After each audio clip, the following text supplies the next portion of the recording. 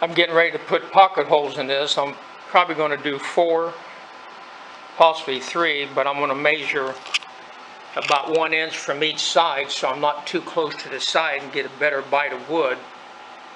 Then I'll move my board over to approximately 1 inch. This here pocket hole, this is your adjustable. It just flips on in and out. This here drill bit, this tip makes a little hole, but this makes a crown to where these special pocket holes, which almost has like a washer head on them, will stop, and then it bites into the wood.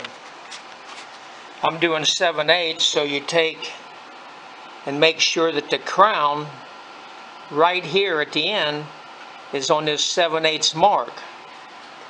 Then here on this adjustment, I've got it on 7/8 because I'm going into a 7/8 inch board and a 7/8 inch shelf.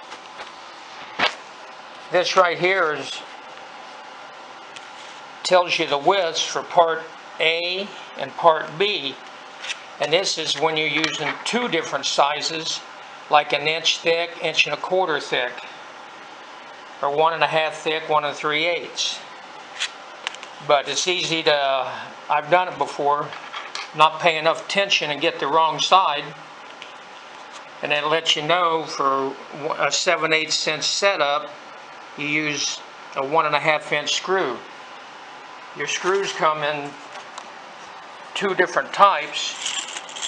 This is for softwood like pine, cedar, things like that.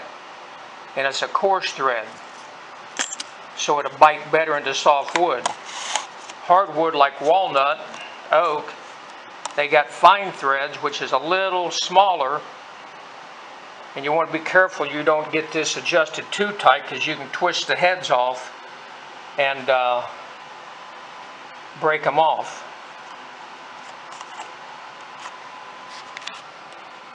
So I'm going to turn this on and drill a few holes here. And this vacuum, you don't think just drilling a few holes you'd get much dirt or dust, but it is one big mess. With this vacuum on here, you pick up about 95% of it. It makes a big difference.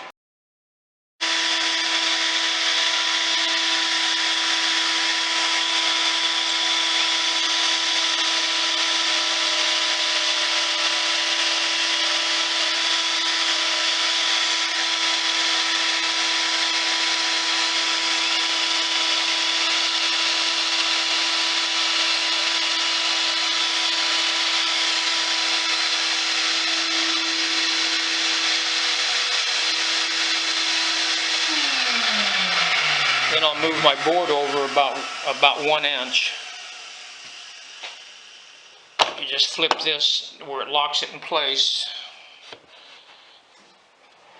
I want it about 1 inch from the side, just like I did the others.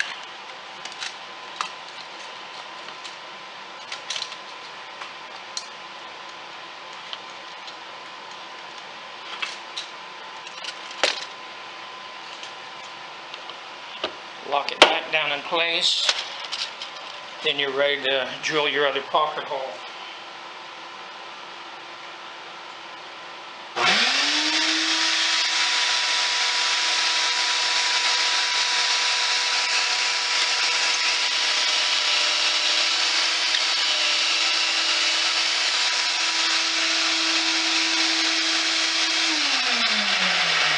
It's very simple.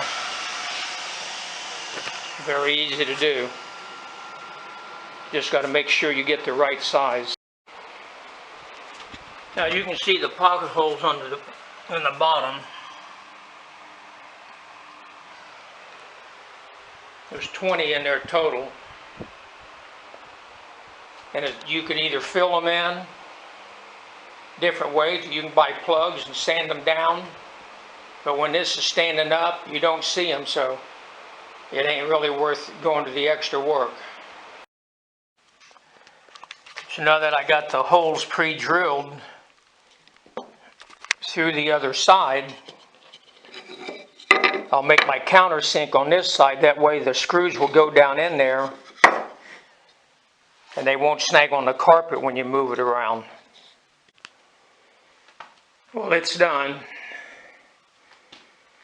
3 shelves made out of cedar for a plant stand. And it's 100% all natural, no straight edges.